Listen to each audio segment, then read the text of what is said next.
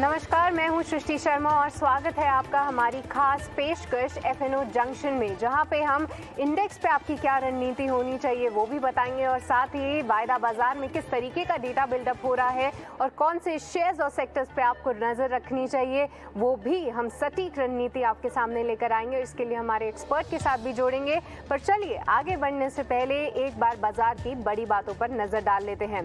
सबसे पहले अगर देखें तो ये दूसरा दिन है जहां पे निफ्टी 16,000 के पार है। आज है वीकली एक्सपायरी, उसके पहले बाजार में काफी मजबूती देखने को मिल रही है। वहीं बैंक निफ्टी में भी देखें तो करीब 350 अंकों से ज्यादा की तेजी देखने को मिल रही है और सुबह से ही अगर देखें तो 34,600 के पार बैंक निफ्टी हमें ट्रेड करता हुआ दिख रहा है। वहीं सभी सेक्टर्स में खरीदारी देखने को मिल रही है और इसको लीड करता हुआ पीएसयू नजर आ रहा है, जहां हम कई दिनों से देख रहे हैं कि एसबीआई, कैनरा बैंक, ये कुछ तमाम बैंक्स हैं जो कि मजबूती दिखा रहे हैं प्राइवेट बैंक के मुकाबले। आज भी वो लीड लेते हुए नजर आ रहे हैं।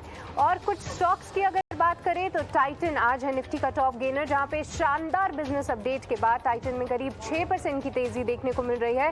और एक और पॉजिटिव इंडिकेटर है आज के लिए इंडिया विक्स, जो कि आज 1% नीचे है। बाजार में हमें गिरावट जरूर देखने को मिल रही है और इंडिया विक्स से भी यहाँ पे सहारा मिल रहा है। 1% की फिलहाल जो है वो गिरावट दिखा रहा है और करीब 20 के पास है, तो ये भी एक बाजार की पॉजिटिव बात है। पर आइए आगे बढ़ने से पहले आपके सामने एक बार रिपोर्ट कार्ड रख देते हैं, क्योंकि हर दिन हम आपके लिए सुपर हिट कॉल्स लेकर आते हैं और कल हमारे साथ राहुल शर्मा जुड़े थे।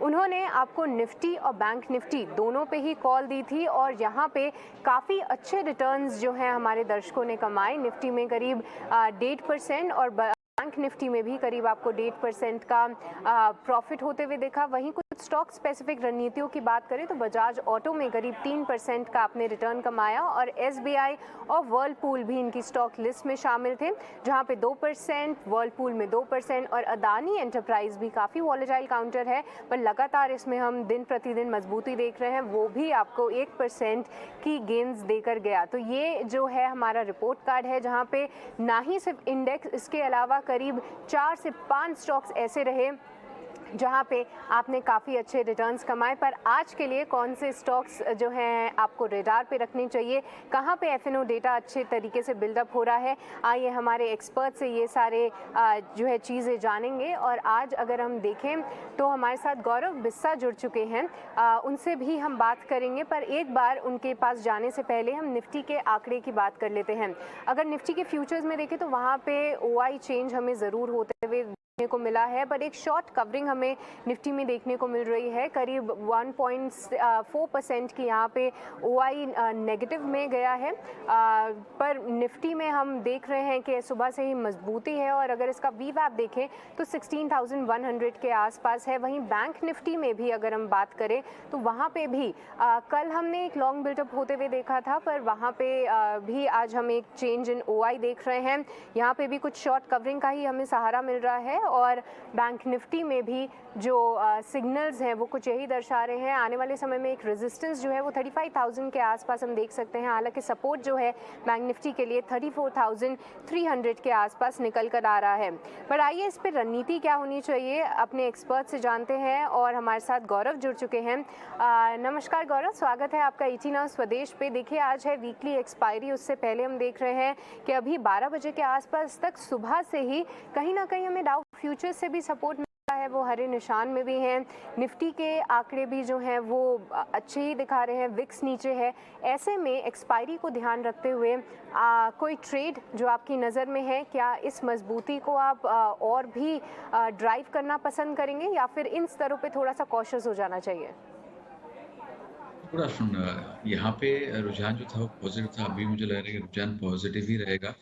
लेकिन फ्रेश एंट्री यहाँ पे मुझे उतना कंफर्ट लेवल नहीं आ रहा है, क्योंकि हम लोग सस्टेन ज़रूर कर पा रहे हैं जो गैप हुआ है, लेकिन रिस्क उतना फेवरेबल नहीं है। अगर आप इमीडिएट सपोर्ट भी देखें तो निफ्टी में वो 16,000 के करीब के आएंगे, जो यहाँ से 100 पर नीचे के हैं। तो मैं ये समझता हूँ कि यहाँ पे फिलहाल थोड़ा सा कॉशन मोड मेरा रहेगा। नेगेटिव नहीं हूँ, लेकिन बाय ऑन डिक्लाइंस की रणनीति में इसमें अपनाऊंगा। करंट लेवल पे मैं बाय की सलाह नहीं दूंगा। ठीक है, तो मौजूदा स्तरों पे जो है बाई की सलाह नहीं आ रही है। बट गौरव, एक्सपायरी के लिहाज से कोई ट्रेड नज़र में है या फिर इन स्तरों पे थोड़ा वेट एंड वॉच की रणनीति आप अपनाना प्रेफर करेंगे? देखिए, बैंक निफ्टी जो इतने क्रिटिकल लेवल्स पे आ चुका है, तो मैं समझता हूँ कि यहाँ पे कोई वाइल्ड स्विंग आपको देखने मिल सकती है। तो 35,000 का अगर आप कॉल ऑप्शन देखते हैं, तो स्ट्रैंगल में बेसिकली सजेस्ट करूँगा। 35,000 अगर आप कॉल ऑप्शन देखेंगे तो तकरीबन 22-23 के रुपए में चल रहा है, और 34,500 का पुट ऑप्शन, ये आप एक स्ट्रैंगल के जरिए इसको प्ले कर सकते हैं, जो 35 रुपए के करीब चल रहा है। तो ये तकरीबन 65-70 रुपीज़ का एक क्लब करेंगे तो प्रीमियम आ रहा है। यहाँ पे मुझे लग रहा है कि आप ये स्ट्रैंगल अगर करते हैं, यहाँ पे डबल होने की संभावना है, तो मैं स्ट्रैंगल के जरिए प्ले करूँगा। यहाँ पे आउटराइट में कोई यहाँ पे फिलहाल ट्रेड नहीं लूँगा। ओके, ठीक है। तो ये बैंक निफ्टी पे फ़िलहाल कोई रणनीति साफ निकल के नहीं नज़र आ पा रही है। पर आइए शो को आगे बढ़ाते हैं और सबसे पहले आपकी स्क्रीन पर हम लाएंगे कौन से वो शेयर्स हैं जहां पे लॉन्ग बिल्डअप होते हुए दिख रहा है इस तेज़ी के बाज़ार में, कौन से ऐसे स्टॉक्स हैं जहां पे ही पॉजिटिविटी की तरफ दिखा रहे हैं। एफएनओ में तेज़ी वाले शेयर्स आपकी स्क्रीन पे फ्लैश होंगे। सबसे पहले देखें तो इस लिस्ट को लीड कर रहा है कैनरा बैंक, फिर आज इंडिया मार्ट भी काफ़ी मोमेंटम में है, और साथ ही अगर देखें तो बेहतरीन Q1 अपडेट के बाद टाइटन में भी हमें मजबूती देखने को मिल रही है। 5 से 6% की हम यहाँ पे बढ़त देख रहे हैं और सुबह से ही कहीं ना कहीं वो गेन्स होल्ड करता हुआ नजर आ रहा है। गौरव, एक बार टाइटन पे ही आपसे राय जानेंगे। देखिए काफ़ी अच्छी तरीके से ये स्टॉक ने लीड ली है आज निफ्टी के लिए, बट क्या इस मजबूती में कुछ ऐसे स्तर हैं जहां पे कॉशियस हो जाना चाहिए, कुछ की रेजिस्टेंस सामने निकल कर आ रहे हैं, या फिर प्राइस एक्शन इतना मजबूत देखने को मिल रहा है कि और भी ये ट्रेंड अपवर्ड्स की तरफ ही इंडिकेट कर रहा है? क्योंकि हाल फिलहाल कई सारे काउंटर्स हमें वायदा बाजार में बजिंग Q1 अपडेट के चलते देखने को मिले, जैसे कि बजाज फाइनेंस कल Q1 अपडेट्स के बाद 5% मजबूत था। आज टाइटन में मजबूती देखने को मिल रही है। आपको कैसा लग रहा है टाइटन? देखिए, करंट जंक्शन पे अगर देखा जाए तो 2165 2170 एक स्ट्रॉन्ग हर्डल है। तो यहाँ पे मैं अगर किसी को फ्रेश एंट्री लेनी भी है तो मैं कहूँगा ऊपर में आप लीजिए। 2165 के ऊपर आवली क्लोज अगर आता है तो आप बाय कर सकते हैं, 50 रुपये आपका स्टॉप लॉस होगा। लेकिन अगर मैं करंट जंक्शन में अगर बात किया तो यहाँ पे मैं फिलहाल उतना कंफर्टेबल नहीं रहूँगा। अगर आप देखेंगे मॉर्निंग कैंडल जो आवली चार्ट से बना था, वो वहाँ पर ही एक रिजेक्शन कैंडल बन चुका था। उसके बाद में मॉर्निंग के हाई को ये पार नहीं कर पाया है। थोड़ा बहुत इसमें प्रॉफिट बुकिंग नज़र आ रही है ऊपर लेवल्स पे। तो यहाँ पे मैं करंट जंक्शन में बाई की सलाह नहीं दूंगा। मैं यहाँ पे अगर किसी के पास है तो आप मे बी 2080 के स्टॉप लॉस से होल्ड कर सकते हैं। फ्रेश एंट्री में यहाँ पे नहीं कहूँगा।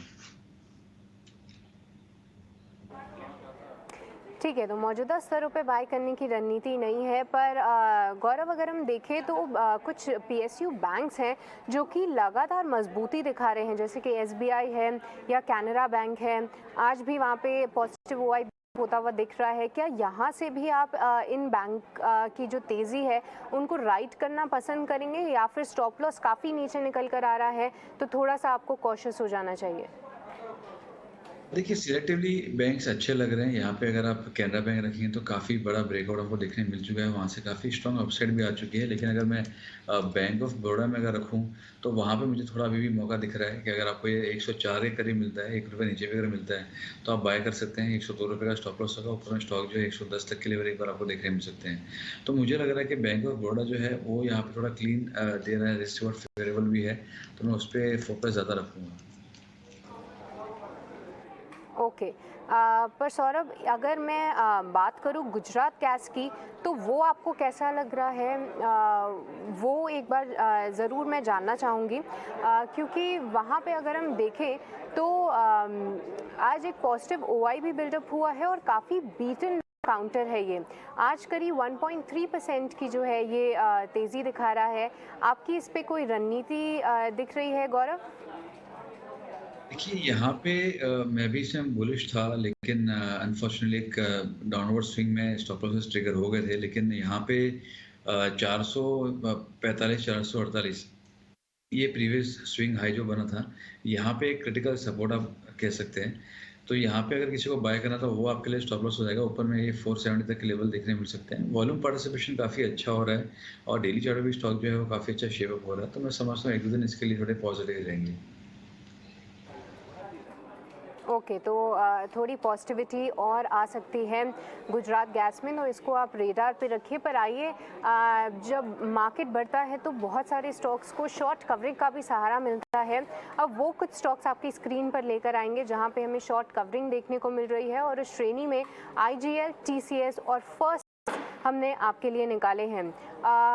गौरव, सबसे पहले तो TCS पे ही बात कर लेते हैं। कल आने वाले हैं कंपनी के नतीजे, और कई सारी हेडविंड्स और कई सारी टेलविंड्स भी देखने को मिल रही हैं, जहां पे एट्रिशन रेट और मार्जिन्स पे हम लगातार देख रहे हैं 90 कंपनीज़ के लिए एक थोड़ी सी ग्रोथ के लिए रुकावट है। और साथ ही अगर देखें तो रुपए में कमज़ोरी ये सभी कंपनीज़ के लिए फ़ायदेमंद की बात है।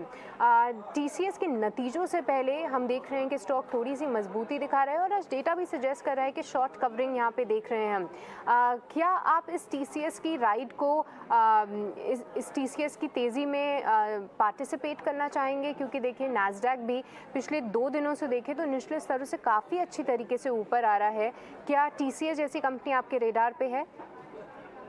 जी, फिलहाल नहीं, क्योंकि अगर आप देखेंगे एक सीमित दायरे में TCS जो था वो ट्रेड कर रहा था।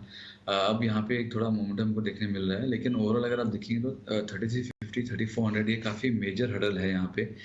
तो अगर किसी के पास है तो ये लेवल्स के लिए प्ले कर सकते हैं, लेकिन अगर फ्रेश करूं तो मेरे सपोर्ट्स जो हैं वो 3230, 3240 के आ रहे हैं। तो यहाँ पे रिस्क रिवॉर्ड मेरे लिए फेवरेबल नहीं है, तो मैं यहाँ पे फ्रेश एडिशन नहीं करूँगा। नतीजों के पहले बाय करें, वो भी एक मेजर रेजिस्टेंस के नीचे जब स्टॉक है, तो मुझे नहीं लगता कि यहाँ पे कोई अग्रेसिवली लॉन्ग्स बनाना चाहिए। ओके, तो फ्रेश बाय की TCS में नतीजों से पहले सलाह नहीं आ रही है। पर आइए अब आपको दिखाते हैं कि TCS के नतीजों से क्या अनुमान लगाया जा रहा है, और ये पूरी डिटेल्स लेकर हमारे साथ शरद जुड़ चुके हैं। शरद, बताइए किस तरीके से देखने को मिल सकते हैं इस बार नतीजे? भारत का सबसे बड़ा IT कंपनी TCS के जो पहले तिमाही के नतीजे कल आने वाले हैं, और जो ब्रोकरेजेस का मानना है कि टॉप लाइन ग्रोथ में जो है स्ट्रॉन्ग ग्रोथ देखने मिलेगी, और डिमांड कमेंट्री और मार्जिन्स पे जो है मेन फोकस रहने वाला है। स्टॉक लगभग 15% इस साल गिर चुका है, और अगर निफ्टी IT इंडेक्स की बात करें तो 30% गिरा वहाँ पे भी देखने मिला है। स्टॉक की वैल्यूएशंस में भी करेक्शन हुई, और ऑलमोस्ट अभी 28 गुना उनके FY23 P के आंकड़ों में चल रही है। CC ग्रोथ की बात करें तो लगभग 3.7% का जो है ग्रोथ का अनुमान है, और वहीं पे जो है मार्जिन्स पे लगभग 140 बेसिस पॉइंट्स का जो दबाव देखने मिल सकता है। आगे जाते हुए जो ग्रोथ है वो ओवरऑल जो है ब्रॉड बेस्ड रहने वाली है अक्रॉस द वर्टिकल्स, लेकिन जो US की जो क्रॉस करेंसी हेडविंड्स है वो लगभग 185 to 200 बेसिस पॉइंट्स तक जो है दिख सकती है। Wage hike, travel cost, supply side pressure, इसके कारण जो है ऑफसेट होगी आपकी रूपी डिप्रिसिएशन से, और जो TCV ग्रोथ है, जो डील साइज़ की ग्रोथ है, वो लगभग 11 से लेकर 23% तक का अनुमान है ब्रोकरेजेस का। निवेशकों को दो तीन अहम चीज़ पे फोकस करने चाहिए। सबसे पहला ऑफ कोर्स रहेगा कि कोई रिसेशन फेज जो आ रहे हैं US में वो कितनी इंपॉर्टेंट होती है, जो डील साइनिंग पे इम्पैक्ट पड़ सकते हैं। उसके अलावा लार्ज डील मोमेंटम भी इसमें कैसे देखने मिल रही है, स्पेशली कंसोलिडेशन हो रही है अभी। उसके अलावा एट्रिशन रेट, उसमें क्या चेंज इन प्लान्स हुई है। तो ये 3 इंपॉर्टेंट पे निवेशकों को भी ध्यान रखना चाहिए। धन्यवाद शरद, ये पूरी डिटेल्स बताने के लिए। तो नतीजों से ये था अनुमान, बट इसके पहले जो है कुछ ट्रेड लेने की सलाह नहीं मिल रही है। बट इसके पहले नतीजों की बात करें तो GM ब्रूवरीज के नतीजे जो हैं आपकी स्क्रीन पे फ्लैश हो रहे हैं। एक बार फिर कंपनी ने काफ़ी अच्छे नतीजे घोषित किए हैं, जहाँ पे इनकी आय करीब 270 करोड़ से बढ़कर 250 करोड़ आ चली है, और साथ ही इनके मुनाफे की बात करें तो वहाँ पर भी बढ़त देखने को मिली है। लगभग 12 करोड़ से बढ़कर इस बार 16 करोड़ कंपनी ने अपना मुनाफा घोषित किया है। देखना होगा कि किस तरीके से मार्जिन्स देखने को मिलते हैं, बट कहीं ना कहीं एक वो स्पाइक का सहारा जो है हमें ज़रूर GM ब्रूवरीज के शेयर पे देखने को मिल रहा है। तो ये स्टॉक है जो कि नतीजों का आगाज़ करता है, और अब वो हो चला है। पर आइए आगे बढ़ते हैं, और फिर से FNO जंक्शन में कई सारे वो स्टॉक्स और सेक्टर्स लेकर आते हैं आपके सामने। और अब हम लेकर आते हैं कहाँ पे हो रही है बिकवाली, ताज़ा बिकवाली के आंकड़े कहाँ पे देखने को मिल रहे हैं, क्योंकि बाज़ार एक काफ़ी अच्छे स्तरों पे जाके पहुँच चले हैं, और यहाँ पे थोड़ा सा सतर्क हो जाना चाहिए, या फ्रेश लॉन्ग्स नहीं रखने चाहिए। ऐसे में कौन से शेयर्स हैं जहाँ पे ताज़ा बिकवाली हो रही है वो देखें तो मेट्रोपोलिस, साथ ही मुथूट फाइनेंस, और इसके अलावा M&M फाइनेंस जो है, ये 3 काउंटर्स हैं, यानी 3Ms, जहाँ पे हमें शॉर्ट बिल्डअप होते हुए हम देख रहे हैं। आइए एक एक करके इस पे चर्चा करते हैं। गौरव, ये 3 काउंटर्स हैं, मेट्रोपोलिस, मुथूट फाइनेंस और M&M फाइनेंस। 2 काउंटर्स हैं जो कि फाइनेंस क्षेत्र से हैं और एक है मेट्रोपोलिस डायग्नोस्टिक कंपनी। हाल फिलहाल कुछ ज़्यादा ट्रिगर नहीं है, पर मार्केट के मूड और माहौल से ये कंपनी ये जो स्टॉक प्राइस है ऊपर नीचे ज़रूर करता रहता है। जो डेटा बिल्डअप हो रहा है, क्या इनमें से आप किसी में शॉर्ट लेने की राय देंगे? देखिए, मेट्रोपोलिस में मैं लॉन्ग था और आपके चैनल पे मैंने शेयर भी किया था। उसके टारगेट्स एक बार आ चुके हैं, लेकिन यहाँ पे मैं फिलहाल शॉर्ट की सलाह नहीं दूंगा। स्टॉक जो है वो ट्रायंगल पैटर्न में ट्रेड कर रहा था आवली चार्ट्स में, और अभी जो है वो ट्रायंगल पैटर्न के करीब ही ये ट्रेड कर रहा है। तो यहाँ पे अगर अनलेस मुझे गिरावट नहीं देखने मिलती है बिलो 1430, मैं यहाँ पे फ्रेश शॉर्ट की सलाह तो स्टॉक में नहीं दूंगा, क्योंकि स्ट्रक्चर उतना ज़्यादा खराब नहीं हुआ है। दूसरा आपने कौन सा स्टॉक पूछा था? हाँ जी, ये 3 स्टॉक्स जो हैं उसमें मुथूट फाइनेंस और तीसरा M&M फाइनेंस। मुथूट फिनांस का भी अगर आप ओवरऑल स्ट्रक्चर देखेंगे तो खराब नहीं है। एक अच्छा ब्रेकआउट हमको देखने मिला था। यहाँ पे भी कंसोलिडेशन चालू है आफ्टर हैविंग अ ब्रेकआउट। तो शॉर्ट के मौके मुझे यहाँ पे भी दिखने नहीं मिल रहे हैं। यहाँ पे सपोर्ट जो है काफ़ी अच्छे सपोर्ट 1030 के आसपास में इंट्राडे में आ रहे हैं। तो यहाँ पे मैं अगेन स्किप करूँगा क्रिएटिंग फ्रेश शॉर्ट्स के लिए। रही बात M&M फाइनेंस की, तो यहाँ पे भी अगर आप देखें तो स्ट्रक्चर से काफ़ी अच्छा है। इसके अगर आप आवली चार्ट से का देखते हैं तो आपको देखने मिलेगा कि प्रीवियस जो स्विंग हाई बना था 185 का, उसके ऊपर वॉल्यूम के साथ एक्सटेंड कर रहा है। प्रॉफिट बुकिंग हाँ देखने मिली है ज़रूर, लेकिन यहाँ पे मुझे स्ट्रक्चर फिलहाल वीक नहीं लग रहा है। थोड़ा प्रॉफिट बुकिंग के आसार है। यहाँ पे मैं ये कहूँगा इनफैक्ट कि अगर क्लोजिंग जो है अगर 190 191 के ऊपर 1 घंटे की क्लोजिंग अगर आती है तो बड़ा ब्रेकआउट आपको इसमें देखने मिल सकता है। ठीक है, तो ये तीनों ही काउंटर्स पे जो है आपको राय दे दी गई है, पर अब आइए कौन से ऐसे स्टॉक्स हैं जहाँ पे लॉन्ग अनवाइंडिंग हम होते हुए देख रहे हैं, उस पे नज़र डाल लें तो 2 स्टॉक्स हमारे सामने आ रहे हैं, जहाँ पे कोरोमंडल इंटरनेशनल हाल फिलहाल उसने काफ़ी अच्छी तेज़ी दिखाई, पर वहाँ पे अब डेटा सजेस्ट कर रहे हैं कि कुछ लॉन्ग अनवाइंड हो रहे हैं। आज लाल निशान में भी है काउंटर, और बहुत इंटरेस्टिंग नाम सामने आए हैं जो कि अशोक लेलैंड का है, क्योंकि एक ज़बरदस्त रनअप हमने इस काउंटर में देखा था। करीब 90-99 के आसपास ये काउंटर पहुंच चला था मार्च अप्रैल के महीने में, और वहां से एक बेहतरीन रनअप ये काउंटर ने दिखाया है।